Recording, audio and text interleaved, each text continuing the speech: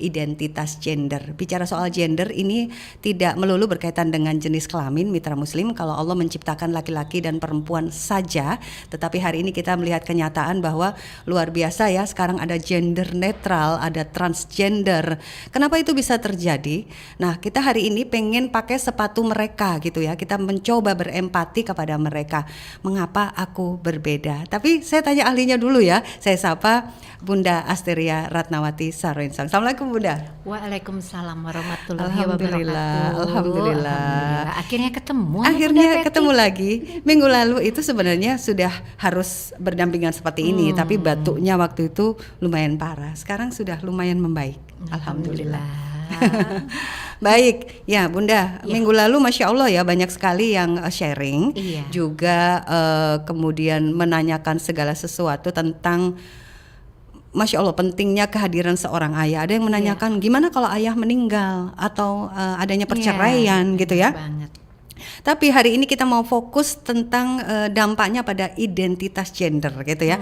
Artinya kebingungan seorang anak ketika sosok ini bukan melulu tentang fatherless juga, bisa jadi motherless gitu ya, tentang identitas gender. Nah, Bunda, mungkin Bunda bisa awali dulu bagaimana ya dengan fenomena yang saat ini terjadi, malah semakin apa ya, kayak semakin diberi panggung gitu ya. Gimana Bunda? Iya, jadi kalau kita mau ngobrolin tentang identitas gender ya, jadi jenis kelamin sama gender itu kan berbeda ya. Kalau jenis kelamin laki-laki perempuan gitu, tapi gender itu lebih kepada peran. Nah, peran apa namanya? Oh iya, identitasnya jenis kelaminnya perempuan dan dia menjalankan peran sebagai seorang perempuan. Laki-laki juga demikian gitu. Nah, identitas gender ini sendiri itu terbentuknya ya. Awal terbentuknya dari mana? Lahir sama siapa coba? Iya, coba. Keluarga pastinya. Jadi dari keluarga dan kemudian anak bertambah besar, maka dia juga akan ada pengaruh dari lingkungannya, dari teman-teman sebayanya, teman-teman bermainnya. Nah, itu akan mempengaruhi seseorang gitu ya. Bagaimana nanti dia memahami seperti apa sih identitas gendernya, seperti itu. Jadi perannya. Makanya kenapa sih ya Bunda Feti harus hadir yang namanya ayah gitu ya, peran ayah. Kenapa? Karena peran ayah dan ibu itu dua-duanya perlu hadir. Nah, kalau yang kemarin ada pertanyaan menarik gitu ya, kalau ayahnya nggak ada gimana? Tapi kita udah jawab ya kemarin bahwa kalau ayahnya nggak ada tetap bisa diceritakan kok kalau memang udah nggak ada. Dan kemudian kita bisa ngobrol, oh laki-laki seperti ini, diajarkan bagaimana berperilaku sebagai laki-laki itu tetap bisa dilakukan. Nah, kemudian tadi kayak Bunda Feti bilang, sekarang kok fenomenanya kok makin ngeri gitu ya. Macam-macam gitu ya kalau kita baca-baca berita bener-bener. Ya kan ada yang general gender netral, kemudian bahkan saya pernah baca gitu ya, tapi saya nggak hafal literasinya di mana, di Thailand atau di mana itu bahkan ada beberapa gitu ya, jenisnya macam-macam seperti itu. Nah, kita kembali lagi pengaruh awal tetap adalah yang menanamkan nilai-nilai itu adalah orang tua, keluarga dulu ya, keluarga. Tapi itu tidak bisa berhenti hanya di keluarga saja, tetapi bagaimana lingkungan juga akan mempengaruhi gitu. Makanya itu ada ya namanya gender scheme theory gitu Mbak. Itu saya lupa Sandra Bem nggak salah ya, Sandra Bem ya. Jadi yang namanya gender scheme theory itu yaitu jadi memberitahukan bahwa yang namanya gender itu terbentuknya ya karena dari keluarga ya, dari keluarga, dari lingkungan gitu. Dimana nanti perannya, kenapa sih kok keluarga, kok harus keluarga, kok harus ayah? Karena yang pertama kali bayi lahir ya kan, yang ketemu tuh siapa sih? Keluarga dong. Keluarganya, terutama orang tuanya. Ya, betul. Sehingga kehadiran ayah dan ibu itu sangat penting supaya anak belajar, oh laki-laki seperti ini, perempuan seperti ini, peran gendernya seperti ini. Oh, bagaimana ayah membantu ibu, bagaimana ibu mengasuh anaknya, bagaimana ayah memperlakukan ibu. Di situ anak akan belajar. Itu yang utama karena pertama kali yang dia lihat adalah hal itu. Nah, itu akan mempengaruhi anak bagaimana dia nanti mempersepsi, Bunda Fetty. Dia mempersepsi, oh jadi kalau kayak ayah ya, laki-laki itu kayak ayah begini, perempuan kayak begini. Itu yang utama. Setelah itu semakin berkembang dia ketemu teman sebayanya, semakin nanti dia tambah besar ketemu berbagai macam orang lingkungannya. Nah, disitulah biasanya akan terlihat nanti ya, bagaimana mereka yang sudah memiliki, mereka udah punya skema nih, oh ternyata yang namanya saya dari kecil taunya ayah itu seperti ini, laki-laki seperti ini, perempuan seperti ini. Nah itu membuat dia berkembang, memotivasi dirinya untuk melakukan peran-peran yang sesuai dengan tuntutan lingkungannya. Oke, jadi kalau gender itu bukan tentang jenis kelamin, tetapi berarti identitas gender itu adalah cara seseorang mempersepsi ya, berperan, ya peran seseorang. Kalau laki-laki itu ya begini harusnya, kalau perempuan harusnya begini. Nah, adanya fenomena kebingungan identitas gender itu, Bunda, dan kaitannya dengan kehadiran orang tua, terutama ayah. Dalam hal ini kita obrolkan tentang ayah. Itu memang dari penelitian-penelitian ada ya, Bunda? Iya, jadi kalau dari penelitian, dari beberapa literasi gitu ya, salah satunya bukan berarti pasti semua ayah ya, tetapi di sini peran ayah itu merupakan salah satu faktor yang bisa membuat anak itu kalau nggak ada itu bisa identitas tentang gendernya kabur gitu loh. Dia nggak tahu, oh laki-laki begini ya dan sebagainya. Oh kalau laki-laki itu harus tegas. Misalnya laki-laki itu ternyata dia kalau sama perempuan harus melindungi. Nah, ketika dia nggak belajar itu, kemudian nanti dia dalam perjalanannya ada lingkungan yang memberikan berbagai macam pengaruh, ya itulah yang nanti mana ya pengaruh yang menurut dia memotivasi dia untuk bertindak sebagai melaksanakan perannya, itulah nanti yang akan muncul. Jadi memang fatherless itu merupakan salah satu faktor juga ya yang bisa menyebabkan anak itu kabur gitu loh, identitas gendernya laki-laki seperti apa. Iya, kalau katanya Rasulullah kan seorang laki-laki yang paling baik itu mungkin yang paling baik adalah yang paling baik sama keluarganya gitu kan. Dan kalau anak-anak melihat seorang ayah itu melindungi ibunya, kemudian anak-anak, maka itu juga yang akan dilihat bahwa oh orang laki harus seperti itu. Nah, apakah berarti kalau mereka melihat yang tidak seperti itu akan mempengaruhi bagaimana mereka kemudian mempersepsi tentang identitas gender itu sendiri. Tapi nanti kita bahas setelah jeda ya, Bunda ya. Dan kita juga melihat ya, Mitra Muslim, bagaimana soal identitas gender ini menjadi isu yang sangat menginternasional saat ini, malah dihubung-hubungkan juga dengan hak asasi manusia. Padahal sesungguhnya Allah menciptakan hanya laki-laki dan perempuan saja, yang lainnya bukan ya. Nah, kita akan jeda sejenak, Mitra Muslim, nanti akan disambung lagi di sesi yang berikutnya. Anda bisa gabung di 0855 3938 atau langsung saja ya di live chatnya Suara Muslim TV. Saya Fathia Aisyah dan Bunda Astri akan segera kembali. Nah Bunda, kalau tadi tentang kalau seorang misalnya ini anak wanita ya, anak perempuan, kemudian melihat ayahnya berlaku kasar kepada ibunya, berlaku intimidatif gitu kepada anak-anaknya. Padahal kan harusnya seorang ayah itu kan melindungi, bersikap lemah lembut kepada anak-anaknya. Nah saya juga beberapa kali juga membaca tentang adanya seseorang yang kemudian tidak menjadi tertarik kepada lawan jenis gitu ya. Kali ini perempuan kepada laki-laki, tapi dia lebih tertarik pada sesama perempuan karena itu tadi alasannya, orang laki seperti itu kayak ayahku, tidak melindungi, bersikap kasar begitu. Jadi memang kaitannya erat sekali ya berkaitan dengan sikap itu. Jadi kalau kita mau kembali ke awal ya, bahwa yang namanya identitas gender itu terbentuknya dari orang tua, dari keluarga, dan nanti juga dengan pengaruh lingkungan. Tapi awalnya itu ya memang dari orang tua dulu gitu. Sehingga ketika ya seorang perempuan, ya dua-dua ya, cowok, cewek ya, anak laki-laki, perempuan. Tetapi ketika mereka melihat, oh kok ayah ini kok keras ya, kok ayah ini kok menyakiti ya, kemudian sampai dewasa, kan itu persepsinya dia ya. Jadi artinya dalam satu keluarga bisa jadi misalnya ini contoh aja, dalam satu keluarga ada ayah dan ibu. Nah ayahnya ini melakukan kekerasan seperti Bunda Feti bilang sama ibunya gitu. Nah ini ada beberapa anak, tapi kok yang lain nggak apa-apa ya, cuman yang satu aja ya, kok jadi berbeda, kenapa? Nah di awal tadi kita sudah ngobrol ya, kalau katanya ahlinya adalah bagaimana jadi skema tentang gender itu terbentuk adalah bagaimana motivasi internal mempersepsi. Jadi bagaimana dia mempersepsi terhadap peristiwa-peristiwa yang terjadi, apa yang dia lihat.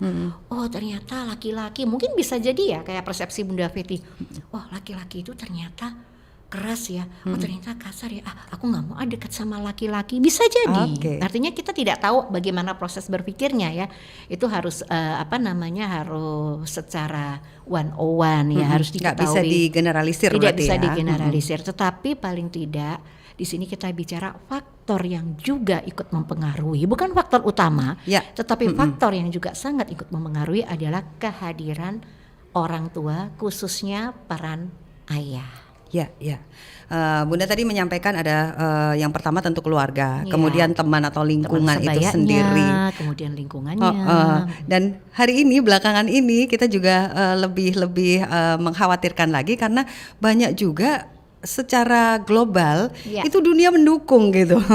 Malah dianggap itu adalah hak asasi manusia. Dan itu masuknya bukan dengan contoh yang nyata saja. Iya, benar. Tapi ini juga ya, ini mungkin juga buat kita semua harus sama-sama aware melalui media online saat ini, ya kan? Kalau nggak percaya buka deh. Jadi kalau kita ngobrol sama anak-anak gitu ya, nggak apa-apa kok kita ngobrolin. Anak-anak kita sekarang mereka udah open mind gitu, benar. Zamannya udah bukan zamannya ngobrolin bahwa itu nggak boleh diobrolin, enggak gitu. Tetapi justru disinilah pentingnya kembali hadirnya orang tua, Bunda Feti. Kenapa? Pengaruhnya Bunda Feti bilang kayaknya kok banyak yang mendukung gitu. Nah, sekarang dengan berbagai gempuran ini gitu ya, sama kayak kita nih. Misalnya contoh lagi puasa gitu ya, lagi puasa, aku udah niat puasa, gempurannya banyak. Tetapi ketika di sini kita punya persepsi bahwa oke, tapi puasa ini untuk ibadah, udahlah yang lain mau begitu, kita bisa kuat, ya kan? Karena kita punya persepsi yang kuat bahwa ini adalah ibadah. Nah, demikian juga dalam aspek yang lain dalam kehidupan, termasuk ini, bagaimana kenapa orang tua itu yang pemegang peran utama, karena disitulah diletakkan dasar bagaimana anak akan belajar memahami tentang laki-laki dan perempuan, sehingga harapannya kalau itu kuat, Bunda Feti, nanti semakin berkembang banyak informasi pun akan membantu anak untuk dia akan lebih kuat gitu, dia akan lebih tahu dia punya tameng gitu ya ini. Betul, jadi lebih tepatnya ini, jadi saya kalau menganalogikan gitu ya, versinya Mimi aja nih, versi saya gitu ya. Ibaratnya kalau kita lagi jalan di sungai nih, arusnya deras, kita mau nyebrang nih dari sisi yang satu ke sisi yang lain. Kira-kira kalau Bunda Feti saya suruh nyebrang arusnya deres, mau nggak nyebrang? Pasti kalah lah. Mau nggak tapi kira-kira? Mikir-mikir. Mikir-mikir. Tapi seandainya ini ada tali nih, ada tali di sana yang dipegang kuat, di sini dipegang kuat. Ayo nyebrang, pegangan tali ini sampai ke sana ya, pegangan yang erat. Kira-kira kalau ada seperti itu gimana? Lebih berani untuk nyebrang. Ya, artinya anak-anak kita perlu punya pegangan dasar fondasi yang kuat, yang itu yang utama ditanamkan dari keluarga, tentang bagaimana peran laki-laki, bagaimana peran perempuan yang seharusnya. Sehingga kalau ini kuat, harapannya kuat bukan berarti sudah ditanamkan terus dilepasin begitu saja, enggak juga gitu ya. Sekarang gempuran-gempuran dari informasi online juga banyak, tapi artinya awal ditanamkan itu kemudian terus-menerus bisa bisa ngobrol sama anak, bisa diskusi sama anak tentang bagaimana tanggung jawab sebagai laki-laki, bagaimana melindungi perempuan dan sebagainya. Insya Allah itu bisa menjadi tali pegangan tadi, sehingga harapannya dengan arus informasi yang luar biasa seperti saat ini itu bisa membantu, sangat membantu. Oke, jadi anak butuh pegangan yang kuat dan pegangan yang pertama kali dibangun tentu dari keluarga. Betul. Begitu ya. Betul. Nah, yang minggu lalu pertanyaan memang yang terakhir itu tentang kalau tidak hadir gitu ya. Artinya bukan tidak hadir, artinya sudah meninggal, kemudian juga kalau misalnya bercerai gitu. Itu kan tidak mudah untuk anak, apalagi kalau mereka masih usia dini. Betul. Gitu. Nah, Bunda melihatnya Mimi jadinya biasa panggil Mimi. Bunda melihatnya ini memang adalah sesuatu yang masih bisa untuk kita benahi atau gimana, Bunda? Jadi begini, ketika kita mungkin sudah bahas juga ya yang di minggu lalu. Jadi ketidakhadiran ayah itu belum tentu secara fisik aja. Bisa jadi ayahnya ada, tiap hari ketemu, tapi anak itu nggak nyaman. Yang muncul itu kekerasan, yang muncul itu dia jadi benci sama ayahnya. Itu berarti juga tidak hadir loh Bunda Fitri. Artinya yang namanya hadir itu hadir, kalau bisa secara fisik juga hadir, oke banget ya. Tetapi juga hadir dalam perhatiannya, kasih sayangnya, dalam peranan-peranannya sebagai seorang ayah, seorang suami. Hadir seperti itu, jadi penuh kasih sayang. Nah, bagaimana dengan anak-anak yang tidak ada orang tuanya? Sama seperti yang kemarin. Artinya sulit bukan berarti tidak bisa gitu ya Bunda Fetty. Artinya saya percaya apapun keadaan kita ya, bagaimana manusia ditakdirkan oleh Allah Subhanahu wa taala gitu ya, insya Allah juga dilengkapi dengan perlengkapan yang lain untuk bisa bertahan hidup.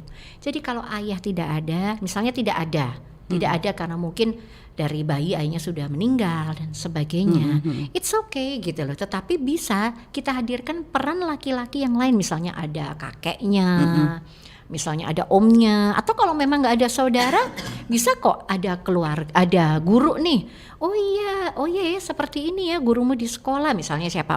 Contoh nih ya, Pak Amir. Oh iya ya, Pak Amir itu ternyata asik. Iya Bu, Pak Amir tuh kalau di sekolah suka ngajarin di Bunda anak-anak kayak gini. Nah, bagus itu dihadirkan, dan jangan lupa tetap ceritakan tentang ayah. Jadi kita harus bercerita, ayahmu dulu seperti ini dan sebagainya, termasuk yang berpisah ya. Oke. Gitu. Jadi berpisah pun jangan menjadi alasan untuk menjelek-jelekan ayahnya itu gitu. Itu yang paling poin utama, banget. Bunda Fetty. Baik, kalau tadi malam ya Bunda itu sempat ngirimin saya nih Mitra Muslim satu tayangan tentang adanya sekolah yang bahkan di kamar mandinya itu ada untuk laki-laki, untuk perempuan, satu lagi untuk gender netral gitu ya.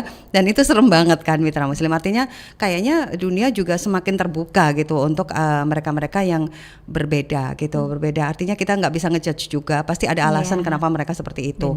Nah, ini ada pertanyaan dari Bunda Nita. Sebelum jeda saya bacakan dulu.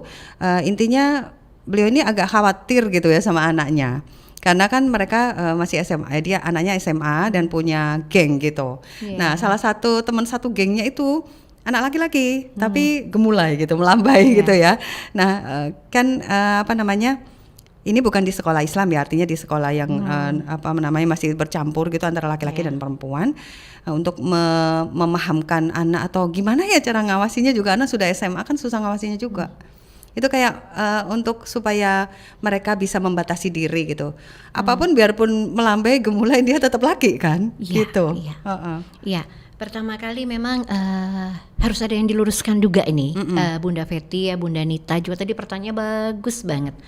Ini kebetulan ada gitu ya, ada anak laki-laki gitu gemulai, tetapi dia tetap bisa menjalankan perannya sebagai laki-laki. Jadi kita nggak boleh juga negative thinking langsung dulu. ngejudge nggak bisa juga gitu. Ini pasti gemulai sih, temennya cewek-cewek gitu. Nggak boleh gitu ya.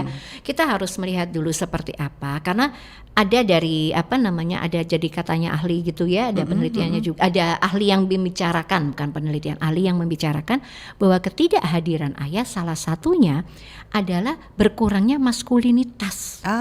Dampaknya gitu ya. Dampaknya bisa berkurangnya maskulinitas, itu salah satunya.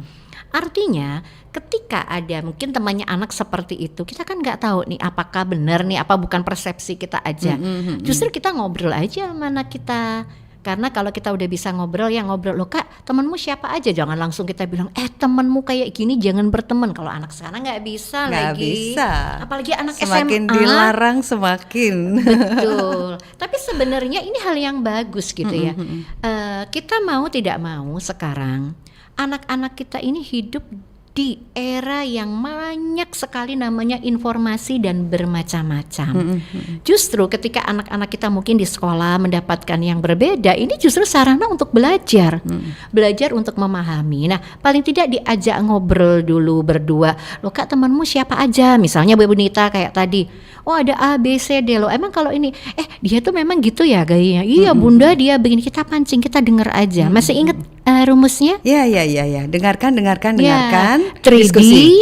Nah, 3D yang akhirnya 4D ya Bunda Nita. Jadi dengarkan dulu, cari tahu, ngobrol sama anak. Pastikan suasana enak, nyaman, ajak ngobrol dia. Kenalin dong teman-temanmu ke rumah, nggak apa-apa juga. Mungkin kita nyediain rujakan atau kita mau ngobrol pas main ke rumah, nggak apa-apa. Tapi itu untuk mengenali. Dan jangan ngejudge bahwa anak kita tidak bisa membatasi dirinya. Nah ini yang harus hati-hati karena anak-anak SMA ini kan udah menunjukkan identitas dirinya. Nah kalau orang tuanya nggak percaya, wah itu dampaknya juga bisa berdampak. Tapi paling tidak dirangkul dulu, diajak ngobrol. Oh gitu ya Kak. Terus Kakak berteman gimana? Ya udah Bunda percaya kok. Yang penting Kakak bisa jaga diri ya Kak. Kakak kalau dia ada yang nggak benar ya Kakak ajarin, misalnya seperti itu. Walaupun nanti jawabannya ABCD, udah jangan diulang-ulang. Kita ngomong begitu aja. Orang tua zaman sekarang itu ya memang harus belajar public speaking, tapi ini personal speaking. Iya. Untuk bisa bicara dari hati ke hati bersama anak gitu ya. Karena kan kalau kita salah ngomong aja mereka bisa salah persepsi juga. Maksudnya kita baik mau nasehatin, tapi justru mereka akan menjauh gitu ya. Tapi semangat Bu Nita. Saya juga salah satu yang belajar terus kok. Betul. Semua orang tua ini memang ya harus belajar karena kalau kita orang tua zaman sekarang waktu lahir belum ada teknologi semaju sekarang. Kemudian ketika anak-anak lahir gitu ya, mereka sudah penuh dengan teknologi. Iya. Oke, nanti akan disambung lagi ya. Masih ada satu pertanyaan lagi. Nanti Anda bisa gabung terus di channel YouTube Suara Muslim TV dan juga di 0855 300938. Mengapa aku berbeda? Ini menjadi keprihatinan kita bersama ya mitra muslim, tapi seperti pesan Bunda tadi, kita nggak bisa loh langsung ngejudge kemudian, kamu begini, kamu begitu. Pasti ada alasan mengapa mereka bersikap seperti itu, gitu ya. Betul. Mungkin ada trauma, ada bagaimana keluarga itu membentuk sehingga seperti itu. Iya, karena gitu. ini masukan sedikit ya, Bunda Feti boleh ya nambahin dikit. Jadi ada yang mungkin tampilannya seperti tidak maskulin yang kayak cowok banget gitu istilah anak sekarang. Tapi dia oke aja. Bahkan dia berkeluarga, dia punya anak, sayang pada istri dan anaknya itu ada gitu. Artinya jangan gampang ngejudge dulu, artinya jangan, ya mungkin penampakan awal kita lihat kok gemulai ya, tapi kita harus cari tahu dulu seperti apa. Baik, ini ada WhatsApp yang masuk ya. Bunda, alhamdulillah putri kami, putri-putri kami ini kan 2 tahun ini ditinggal ayahnya, berpulang ke rahmatullah gitu ya, innalillahi. Dan selama hidup hubungan ayah dengan anak-anak sangat baik ya, meskipun ayahnya bekerja di luar kota. Masya Allah, luar biasa ya. Sekarang cara anak-anak untuk menjaga hubungan dengan almarhum bapaknya itu adalah dengan datang ke makam dan curhat. Apakah cara anak-anak ini benar? Bunda, mohon pencerahannya. Yang putri yang pertama ini sudah kuliah, nomor 2 sudah SMA, nomor 3 SMP. Masya Allah, 3 orang ya, kuliah, SMA, kemudian SMP. Luar biasa. Tapi kalau Bunda curhat ke yang sudah meninggal nggak bisa ini ya. Iya. Jadi mungkin sebenarnya itu ada kerinduan ya. Iya, jadi betul. kalau saya lihat ada kerinduan Bunda. Artinya begini, anak-anak kan sudah semakin besar, udah bisa diajak bicara. Mungkin waktu kecil dulu begitu kali ya. Mungkin kan pengen ngobrol sama ayah gitu. Tetapi insya Allah semakin anak-anak itu besar, mungkin juga bisa diberikan pemahaman gitu ya. Ya, yang penting kita doain. Kalau kamu kangen sama ayah, kita bisa lo ngobrol. Yang ditunggu ayah itu doanya anak-anaknya. Masya Allah, nah, Masya Allah. Itu insya Allah seperti itu Bu, bisa dikomunikasikan gitu. Artinya kita tetap memberitahu gitu bahwa kan ketika sudah tidak ada ya mungkin bukan curhat seperti apa ya. Iya. Mungkin kangen Sekedar ketika cerita, lihat, sekedar berharap cerita, bisa didengarkan iya. gitu ya. Dan itu juga mungkin kita ajarkan ke anak-anak, walaupun nggak harus ke makam, kamu doain, oke, kamu kalau ada masalah, ada hal yang nggak oke, kamu boleh loh curhat sama bunda, atau kamu misalnya ada yang susah, kamu boleh nanya sama bunda dan sebagainya. Tapi bunda saya salut, masya Allah gitu Masya ya. Allah, Masya Dan ini yang tadi saya bilang, figur ayah tetap hadir.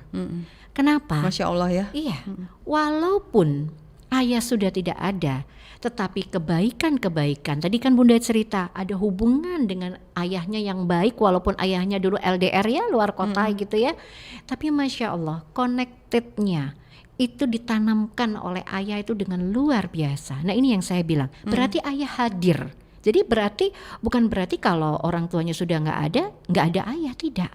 Tetapi bagaimana kebaikan-kebaikan yang ayah dulu itu tunjukkan, yang ayah lakukan kepada anak-anaknya, ini investasi terus seumur hidupnya. Masya Allah, Masya Allah. Semoga dimudahkan bunda, salut banget dengan bunda. Ya, 3 putri yang salihah dan tetap dekat bersama ayah, meskipun beliau sudah tidak ada, tetapi sosoknya tetap hadir. Betul, dan ini tidak terlepas dari peran bunda, saya yakin. Pastinya seperti itu, Masya Allah. Bunda Wahyu ya, semoga selalu dimudahkan oleh Allah. Nah, kali ini ada voice note ya dari Ibu Susiatiningsih, coba kita dengarkan dulu. Baik. Assalamualaikum warahmatullahi wabarakatuh. Ustazah, aduh bagus sekali musiknya bersama Mbak Betty, makasih sekali. Cuman saya mau tanya, bagaimana kalau saya bilangin cucu saya lagi jangan ikut ekstra nari, tapi ikut yang kempo atau bela diri atau patrol, bolehkah seperti itu? Oke, nggak boleh ikut ekstra nari. Iya. Tapi penari cowok ada juga ya. Kalau di luar malah orang di Arab itu semua cowok. Iya. Dan sekarang juga banyak kok sebetulnya. Jadi tadi dengan Bunda Susiati ya. Ibunda Susiatiningsih. Beliau ini nenek ya. Ini pengen baru tahu cucunya, masya Allah neneknya luar biasa, care nih sama cucunya. Ya Ibu Susiatiningsih, zaman sekarang memang sudah banyak keterampilan, sudah banyak keahlian. Itu bukan hanya milik laki-laki atau milik perempuan saja, tetapi keduanya bisa melakukan. Nah, kalau ngasih tahu gimana? Nah ini nih bunda, ini memang ngasih tahu ke anak-anak, ke cucu gini ya bunda.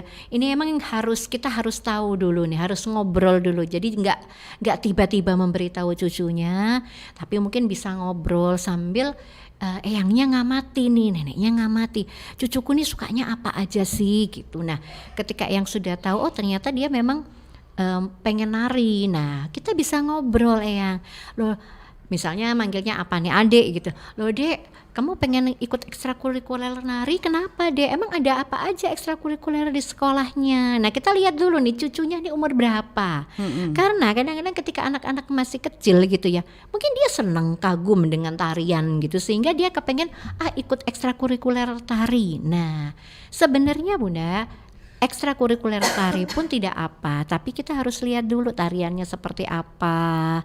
Kemudian dia kenapa sih kok kepengen ikut? Karena tarian bukan hanya yang lemah gemulai sekarang ini ya. Tari tradisional juga bagus kan, ada penari laki-laki dan perempuan. Ada tarian-tarian modern, bahkan kalau di Arab ya kayak bunda bilang semua juga cowok malah cowok kalau di sana ya. Artinya bisa diajak ngobrol dulu, ada ekstrakurikuler apa, kenapa kok tertarik menari. Oke, nah nanti dari situ kita bisa tahu, ya aku kepengen aja soalnya keren itu tariannya kayak gini eyang, teman-teman seperti ini. Oh gitu. Nah gak apa-apa sebetulnya kita beri kesempatan dia untuk menari, tapi tergantung kembali ya, tergantung bagaimana cara pandang masing-masing orang tua, masing-masing keluarga. Tapi di sini saya memberitahukan secara umum saja, monggo nanti dipilih atau didiskusikan lagi.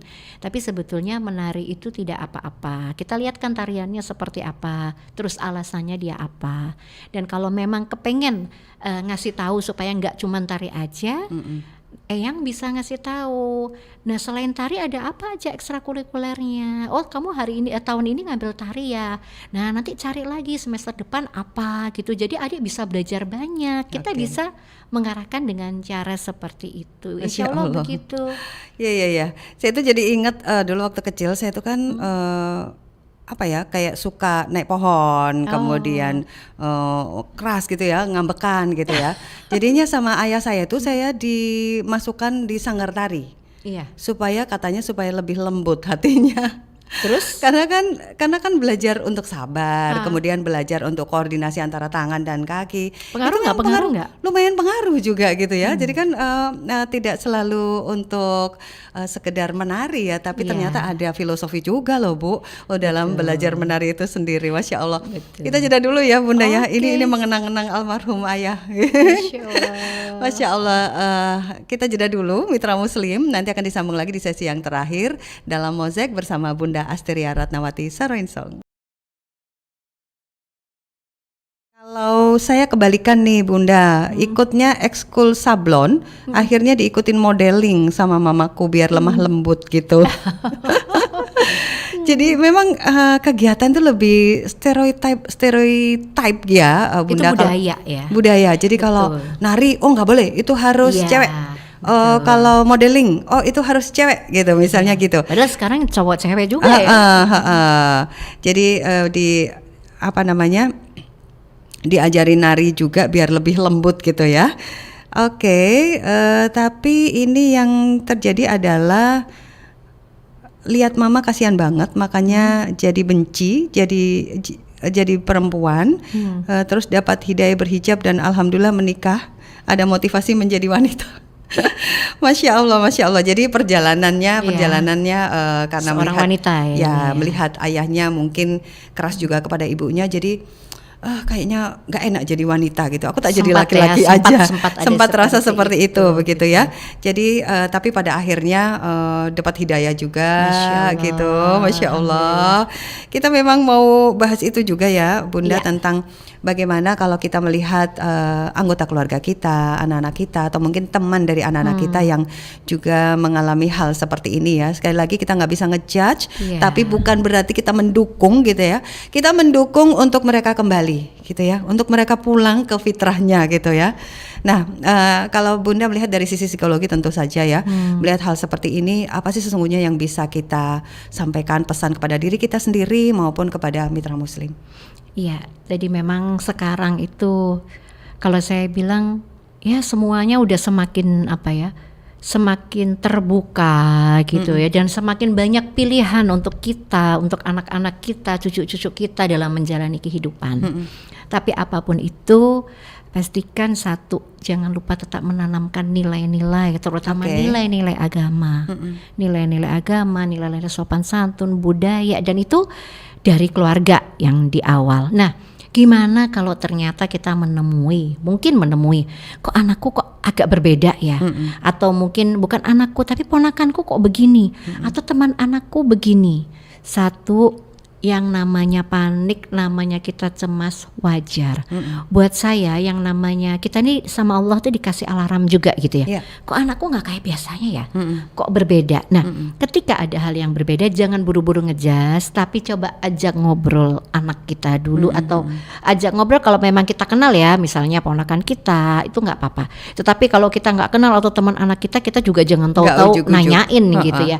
Tetapi ketika kita tahu orang-orang terdekat kita mengalami hal itu dan bisa ngobrol sama mereka, ajak mereka untuk mencari bantuan segera ke ahlinya. Kenapa? Artinya begini, anak-anak siapapun kita akan menjalani kehidupan. Awalnya masih kecil, remaja, nanti akan menjadi orang dewasa. Contoh seperti tadi ya yang terakhir sharing, beliau ternyata tidak suka karena pada waktu itu melihat laki-laki kok keras ya sama ibunya gitu, karena punya pengalaman di keluarga. Kok nggak enak jadi wanita ya? Nggak enak ya gitu. jadi perempuan ya. Udah timbul nih pikiran-pikiran begitu. Tapi alhamdulillah mungkin dengan dukungan, dengan apa nilai-nilai yang ditanamkan, juga dukungan lingkungan, itu membuat berpikir lagi. Seperti tadi di awal kita bilang ya, namanya skema identitas gender tadi itu terbentuknya satu dari keluarga, kehadiran ayah dan ibu. Bagaimana pengaruh teman teman sebaya dan lingkungan. Nah, disinilah artinya ini yang perlu kita kuatkan terus. Kita mumpung yang anak-anaknya masih kecil atau sekarang masih bersama anak-anak kita, gak apa-apa, obrolin secara terbuka, ngobrol, minta pendapat mereka tentang hal itu. Kalau menemukan ada hal yang berbeda, segera ngobrol sama anak-anak, ngobrol sama orang terdekat kita, ajak mereka untuk meminta bantuan seperti itu. Karena begini, kenapa harus ngobrol? Tahu nggak Mbak Feti? Kenapa? Karena ada orang, kalau orang itu merasa dirinya bermasalah, dia akan mau mencari bantuan. Tetapi kalau dia merasa dirinya tidak bermasalah, kita paksain, yang terjadi malah nggak karuan. Tapi kalau anak atau misalnya orang terdekat kan kita bisa ngobrol enak. Tapi kalau orang lain ya harus diobrolin lagi lebih lanjut. Jadi kesadaran bahwa ada sesuatu yang berbeda atau bermasalah itu menjadi pintu pertama gitu ya, Bunda, untuk mencari pertolongan selanjutnya. Tidak berarti kita mendukung untuk mereka melakukan perbuatan seperti itu, karena itu tentu pasti perbuatan yang dimurkai oleh Allah ya. Tetapi kita tentu harus berempati bagaimana itu bisa terbentuk, bisa terjadi. Ya, betul. Gitu. Dan referensinya kita juga harus memberikan referensi-referensi yang berbeda supaya anak-anak ini mereka punya sudut pandang juga yang berbeda. Oh, laki-laki ternyata, misalnya contoh tadi, oh iya keras itu ya. Aku nggak mau sama laki-laki, aku benci sama cowok karena dia ngerasin ibuku. Nah, justru dia harus butuh perspektif yang lain. Nah, disinilah perlunya mencari bantuan bahwa ya itu tadi, karena terbentuk dari persepsinya anak, persepsinya seseorang. Nah, persepsi ini kan subjektif. Bisa jadi oke, bisa jadi tidak. Dan yang paling penting sebagai orang tua, jangan kita merasa saya sudah hadir nih buat anak saya waktu kecil, sekarang udah nggak apa-apa, aman, nggak begitu. Tetapi terus menerus belajar bersama anak-anak kita, berkembang bersama, dan tetap jalin yang namanya kasih sayang, karena supaya anak tahu ketika dia ada masalah akan ada orang tua yang siap mendampinginya kapan saja. Masya Allah. Belajarnya ini memang terus menerus ya Bunda, betul, sebagai orang tua, apalagi zaman terus berkejaran dengan teknologi, di mana mungkin kita dulu itu tidak seperti ini. Jadi belajarnya memang harus ngebut juga. Dan kita nggak boleh merasa aman-aman aja waktu kecil dia sudah oke. Nah, habis itu gede ketemu teman yang mempengaruhi hal nggak baik. Nah, itu juga berpengaruh. Iya, kalau dulu 3D sekarang 4D ya Mitra Muslim. dengarkan, lalu diskusikan. Betul. Diskusikan tentu tadi Bunda juga sudah sampaikan bahwa komunikasi yang hangat dan terbuka itu bisa menjadi pintu masuk bagi kita untuk memahami anak, dan anak memahami apa yang kita inginkan juga gitu. Betul. Terima kasih Bunda hari ini, Sama-sama. Masya Allah kita sudah bahas lagi lanjutan dari yang minggu lalu, ayah ada tapi tak ada. Hari ini kita bahas tentang, lebih fokus lagi tentang identitas gender, atau lebih tepatnya mungkin kebingungan identitas gender sebagai salah satu dampak dari adanya fatherless tadi. Bukan satu-satunya loh Mitra Muslim ya. Mudah-mudahan Allah selalu melindungi kita dan anak-anak untuk selalu berjalan di jalan Allah Subhanahu wa taala. Bunda, terima kasih banyak, sehat selalu. Amin. Mudah-mudahan kita ketemu lagi bulan depan ya. Insya Allah. Assalamualaikum warahmatullahi wabarakatuh. Waalaikumsalam warahmatullahi wabarakatuh. Mohon maaf lahir batin. Ya, alhamdulillah kita sudah selesai ngobrol bareng Bunda Asteria Ratnawati Sarwensong, dan terima kasih sekali lagi untuk rekan-rekan yang bertugas di Suara Muslim Radio Network, baik di Suara Muslim Lumajang, kemudian Suara Muslim Tuban, dan Mitra FM Batu. Fidelita Putri, produser dan juga gatekeeper di program Mozaik pagi ini. Ada juga Yuda Setiawan, videographer. Saya Feti Aisyah pamit undur diri dari ruang dengar Anda. Subhanakallahumma wa bihamdika nasyhadu alla ilaha illa anta nastaghfiruka wa natubu ilaik. Maha suci Engkau ya Allah, dan dengan memujimu kami bersaksi tiada Tuhan yang berhak diibadahi selain Engkau. Kami memohon ampun dan bertaubat kepadamu. Assalamualaikum warahmatullahi wabarakatuh.